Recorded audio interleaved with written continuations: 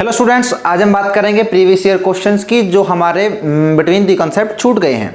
तो ये क्वेश्चन है नीट 2016 का। क्या क्वेश्चन है कि suppose the element x and y combine to form two compound. x और y एलिमेंट मिलकर दो कंपाउंड बना रहे हैं। क्या xy2 एंड x3y2 दो कंपाउंड बनाए। समझना, एक तो ये x कंपाउंड है और एक ये y कंपाउंड है। ये दोनों मिलकर एक कंपाउंड तो क्या बना रहा है xy2 और एक कंपाउंड बना रहा है x3y2। ठीक है, दो कंपाउंड बने हमारे लिए। अच्छा, when 0.1 मोल ऑफ xy2, देखना 0.1 मोल ऑफ xy2 weighs 10 ग्राम। यहां पर और क्या इंफॉर्मेशन दी इन्होंने कि जो 0.1 मोल है ना वो किसके बराबर है, 10 ग्राम के बराबर है। और 0.05 मोल जो है वो x3y2 का 9 ग्राम के बराबर है। अच्छा, और क्या इंफॉर्मेशन मिल गई अपने को कि इसका जो 0.05 मोल है वो किसके बराबर होगा, 9 ग्राम के। ठीक है, ठीक है। तो क्या करें, the atomic weight of the x and y। अब x और y का एटॉमिक वेट पूछा है, एटॉमिक वेट। तो एटॉमिक वेट की शायद हमने एक छोटी सी ट्रिक डिस्कस कर रखी है। ऐसे हम करते थे ना, जैसे मान लो ये xy2 है तो x प्लस 2y है ना, जैसे कि इसका मास और फिर 2 इसके मास, ऐसे करके जोड़ के निकाल देते एक छोटी सी ट्रिक से। तो पहले तो हम ये निकाल लें कि एक मोल में कितना होगा। भाई मोलर मास ही तो बोलते हैं ना, एटॉमिक वेट यानी कि ग्राम्स में होता है तो वो मोल में होता है। तो पहले 1 मोल में ले आए क्या। जब 0.1 मोल 10 ग्राम वेइंग कर रहा है तो 1 मोल कितना होगा, यहां से पॉइंट हटा दो, ये ऊपर चला जाएगा, यानी कितना आ जाएगा यहाँ पे 100 ग्राम। और यहाँ पे बात करूं तो कितना, ये हो गया नीचे 100, इसकी गुणा करोगे तो 900 और 5 से काटोगे तो करीब करीब 180 आएगा। 18 पंजे 90, कितना आएगा 180 ग्राम, यानी कि 180 ग्राम होगा 1 मोल में। ये क्वांटिटी कितनी है, 1 मोल में। ध्यान समझना, पहले हमने क्या किया, सिर्फ x और y में दो कंपाउंड बन रहे थे, xy2 x3y2। फिर इसका 0.1 10 ग्राम, 0.1 मोल 10 ग्राम वेइंग कर रहा था। 0.05 मोल कितना, 9 ग्राम था। तो हमने 1 मोल का निकाल लिया, 1 मोल का कितना आया 100 ग्राम और 180 ग्राम। अब क्या करें, अब अपन जो बेसिक सी ट्रिक है वो लगा देते हैं। जैसे कि पहले में क्या बनेगा, x प्लस 2y बराबर 100। ठीक है, ये पहली इक्वेशन बन गई। और दूसरी इक्वेशन क्या बन जाएगी, 3x प्लस 2y बराबर 180।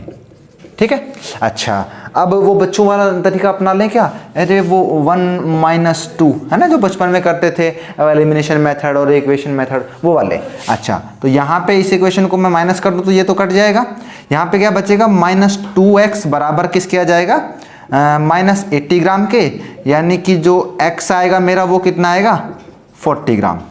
यानी कि जो x है उसका जो एटॉमिक वेट है वो 40 ग्राम होना है। ठीक है, ये 40 ग्राम हुआ तो ऑप्शन मिल गया अपने को, ए ही करेक्ट है, ज़्यादा मेहनत की ज़रूरत ही नहीं है। तो इस तरह का कई बार सवाल पूछ लेते हैं। अच्छा, फिर नेक्स्ट क्वेश्चन क्या है कि in which case is number of molecule of H2O is maximum. Number of molecule maximum कैसे निकाल सकते हैं, शायद हमने कहीं ना कहीं डिस्कस किया है कि मोल से नंबर कैसे निकालते हैं। मोल की गुणा कर दो किससे, एवोगैड्रो से। तो सबसे पहले अपने को मोल निकालने पड़ेंगे। तो ऑप्शन ए में देखें, यहाँ पर 18 ml दिया हुआ है। अच्छा, एक चीज़ ध्यान रखना कि यहाँ पर ये STP पे नहीं दिया हुआ है, इसको तुम 22.4 लीटर से डिवाइड करोगे तो धोखा खा जाओगे। यहाँ पर एक छोटा सा तरीका लगाना कि जो डेंसिटी होती है ना वो मास अपॉन वॉल्यूम होती है ना। और जब मुझे मास निकालना हो तो मैं क्या कर दूं, डेंसिटी इंटू वॉल्यूम कर दूं। और डेंसिटी वाटर की कितनी होती है, डेंसिटी वाटर की होती है 1 ग्राम पर ml। तो यहाँ पर मैं क्या करूं, डेंसिटी कितनी है 1 और वॉल्यूम कितनी है 18, तो लगभग कितना आएगा 18 ग्राम ही आ जाएगा। ठीक है, तो 18 ग्राम का मतलब ये अपने को वेट दे रखा है। मोल के लिए क्या करते हैं, वेट बाय मोलर वेट, यानी कि 18/18 तो कितना आएगा 1 मोल। और इसको नंबर में निकालना हो तो क्या करूं, मोल की एवोगैड्रो से मल्टीप्लाई कर दूं, यानी कि यहां पे क्या आ जाएगा एवोगैड्रो। ठीक है, यानी कि इसमें कितना आया Na, नंबर ऑफ मॉलिक्यूल कितने आए इसमें, एवोगैड्रो नंबर के बराबर आए। यहां पर देखें तो यहां पर तो कुछ है ही नहीं ना, यहां पर तो सीधा वेट गिवन है, इससे डिवाइड कर दो कितना आएगा 0.01 Na, ये इतना आ जाएगा। अच्छा, यहां देखें तो यहाँ पे 1 2 3 4 यानी कि 10 की पावर -4 और 22.4 लीटर, और यहाँ पे 22.4 लीटर। है ना, ये तो वॉल्यूम लीटर में गिवन है, तो यहाँ कितना आएगा 10⁻⁴ इंटू Na, और यहाँ पर तो गिवन है ही पहले से। अब ध्यान देना किस में सबसे ज़्यादा है, यहाँ पर 1 है, बाकी सब में किसी में 0.1 आ रहा है, किसी में -4 आ रहा है, किसी में -3 आ रहा है। तो हमारे मैक्सिमम नंबर ऑफ मॉलिक्यूल किस में होंगे, इसमें, है ना। पहला ऑप्शन हमारा करेक्ट हो गया। क्लियर। तो नेक्स्ट क्वेश्चन है हमारे पास नीट 2020 का। क्या बोल रहा है कि which one of the following has maximum number of atoms. Number of atoms निकालने हैं। नंबर ऑफ एटम्स निकालने की एक छोटी सी ट्रिक बताई थी। क्या करो, पहले मोल निकाल लो और मोल की फिर किससे गुणा कर दो, एवोगैड्रो नंबर से। तो क्या करें, सबके पहले मोल निकाल के उसको एवोगैड्रो से मल्टीप्लाई कर देते हैं, सिंपल। तो इसमें देखेंगे तो मास कितना है 1 ग्राम, मोलर मास कितना होता है मैग्नीशियम का 24, और इनटू Na। यहाँ पर मोल देखेंगे तो 1 ग्राम बाय कितना 32 ग्राम, और इनटू Na। यहाँ पर मोल देखेंगे तो 1 ग्राम बाय लिथियम का कितना होता है, हाइड्रोजन, हीलियम, लिथियम यानी कि उसका दुगुना कितना 1/6 इंटू 10 की पावर नहीं, यहाँ पर क्या आएगा एवोगैड्रो नंबर। यहाँ पे है 1 ग्राम बाय 107 इंटू Na। ठीक है, तो देख सकते हो यहाँ पे 1/24, 1/32, 1/107, यानी कि फ्रैक्शन में देखें तो 1 का 24 भाग हो रहा है, 1 का 32 भाग हो रहा है, 1 का 6 हो रहा है, 1 का 107 हो रहा है, यानी कि इसके पास क्या है, हमारे मैक्सिमम नंबर ऑफ एटम्स होने वाले हैं। कितना सिंपल क्वेश्चन था ये। क्लियर। अच्छा, फिर नेक्स्ट क्वेश्चन की बात करें तो नेक्स्ट क्वेश्चन में क्या है कि अ मिक्सचर ऑफ, ये क्वेश्चन थोड़ा सा तसल्ली से कीजिएगा, एक थोड़ा ऑर्गेनिक का कंसेप्ट है इसमें, उससे ये चुटकियों में सॉल्व हो जाएगा। क्या हुआ, एक mixture of 2.3 gram formic acid. Formic acid कौन सा होता है वैसे, फॉर्मिक एसिड जैसे हम फॉर्मेल्डिहाइड बोलते हैं ना HCHO को, ऐसे ही फॉर्मिक एसिड किसको बोलते हैं HCOOH, इसको बोलते हैं फॉर्मिक एसिड। और 4.5 ग्राम क्या है ऑक्सैलिक एसिड। ऑक्सैलिक एसिड कौन सा होता है, ये COOH और COOH। इसकी एक ट्रिक शायद मैंने बता रखी हो कभी, ओमस गैप से याद कर लेना, ओमस गैप, है ना। Oxalic acid, malonic acid, succinic acid, glutaric, adipic और पैमेलिक। कोई नहीं, इसके बारे में ब्रीफ में बात करेंगे कभी। तो यहाँ पे 4.5 gram of oxalic acid is treated with concentrated H2SO4। Concentrated H2SO4 का मतलब डाइल्यूट में तो कोई दिक्कत नहीं है, डाइल्यूट अपने को क्या दे देगा H+ देके चुपचाप चला जाएगा। लेकिन कंसंट्रेटेड H2SO4 का जो बिहेवियर है वो कम्प्लेक्स होता है आपकी तरह, वो मल्टी टैलेंटेड है, पढ़ भी लेता है, PUBG भी खेल लेता है और दोस्तों के साथ भी खेल लेता है ना, मार्क्स भी अच्छे लिए आता है। तो कुछ ऐसा ही है कंसंट्रेटेड H2SO4 के साथ। ये क्या है, एक अच्छा ऑक्सीडाइजिंग एजेंट भी है, और इसकी एक प्रॉपर्टी जो यहाँ काम आएगी वो क्या है, डिहाइड्रेटिंग एजेंट। यहां पर क्या है, ये डिहाइड्रेटिंग एजेंट की तरह काम करेगा। तो बोल रहा है इवॉल्व एक्वस की स्पेलिंग गलत है, कोई बात नहीं, evolve aqueous mixture pass through the KOH pellet. कहां से पास कर दिया मिक्सचर को, KOH पैलेट से पास कर दिया। तो हुआ क्या, weight in gram of remaining product at STP, कि जो बचा हुआ है उसका STP पे कैलकुलेशन करके बताइए भैया कितना बचा है।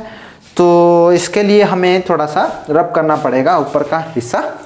और देखिए सबसे पहले क्या है, 2.3 ग्राम फॉर्मिक एसिड है और ऑक्सैलिक एसिड है।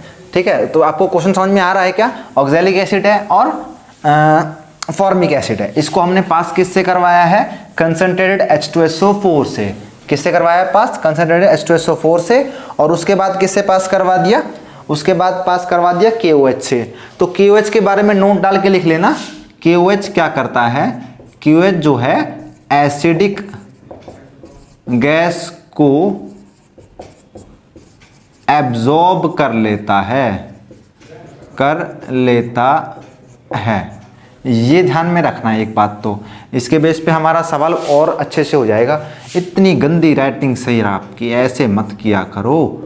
हाँ ठीक है ना, ठीक है, अच्छी अब भी नहीं लग रही। अच्छा, तो पहले फॉर्मिक एसिड यानी कि HCOOH और क्या है ऑक्सैलिक एसिड यानी कि COOH और COOH। ठीक है, फॉर्मिक एसिड ये कितना था 2.3 ग्राम, ऐसे ऊपर चला गया क्या, कोई बात नहीं, ये कितना है 2.3 ग्राम और ये है 4.5 ग्राम। ठीक है, इसको मैंने किससे पास करवाया, कंसंट्रेटेड H2SO4 से।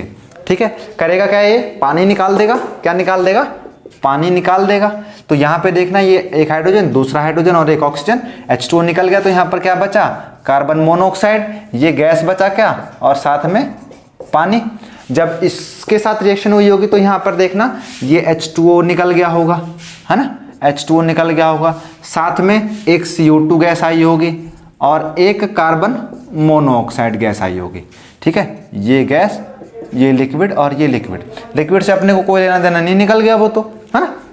अच्छा, और CO2 क्या है जानते हो, CO2 एसिडिक गैस है। इसका मेन कंसेप्ट यही है कि KOH पैलेट जो है वो एसिडिक गैस को, ये क्या है, एसिडिक गैस है, और इसको KOH जो पैलेट है वो क्या कर लेगा, एब्जॉर्ब कर लेगा। तो हमारे पास जो प्रोडक्ट में बचेगा ना वो सिर्फ यही बचने वाले हैं, ये 2 मॉलिक्यूल कह लो, अभी 2 मॉलिक्यूल कहना ठीक नहीं होगा, बस ये 2 कार्बन मोनोऑक्साइड ही बचेंगे। अब इसके हम क्या कैलकुलेट कर सकते हैं अमाउंट में, हाँ कर सकते हैं। यहाँ पर मोल निकालेंगे तो 23 बटे जोड़ के देख लें यार, 1 + 12 + 32 और +1, है ना। तो ये कितना हो गया, 1 मिनट, 16, हाँ 12 13 14 और 32 और 14, 4 और 2 6 और 3 और 1 4, कितना आ गया, 46 आ गया। और यहाँ पे निकालोगे तो COOH यानी कि 12 + 16 + 1, 2 और 1 3 और 6 दूनी 12 और 3 15 का 5 हासिल 1 यानी कि 45, यानी कितना आया ये 45। देखिए कैलकुलेशन मांग ही नहीं रहा है वो आपसे। यहाँ पे कितना आएगा, ये आएगा 1/20 मोल, ये कितना है, ये भी कितना आएगा 1 सेकेंड, 4.5 ग्राम है ना।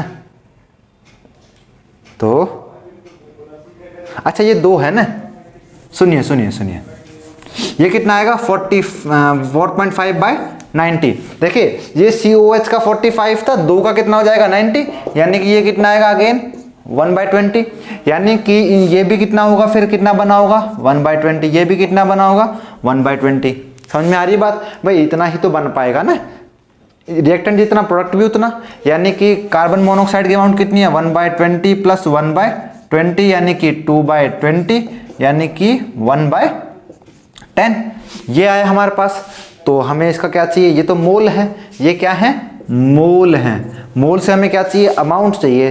तो अमाउंट के लिए क्या करें, हम कार्बन मोनोऑक्साइड के मॉलिक्यूलर वेट से मल्टीप्लाई कर दें, यानी कि 1/10, और कार्बन मोनोऑक्साइड का मॉलिक्यूलर वेट कितना होता है 12 + 16, 6 और 2 8 और 28, कितना आया 28, और दुनिया जानती है इसका आंसर आएगा 2.8 ग्राम। तो हमारा ऑप्शन आया सी। थोड़ा सा ऑर्गेनिक का कंसेप्ट था, लेकिन हो सकता है, मुश्किल उतना भी नहीं है कि भाई हो ही नहीं सकता। ठीक है।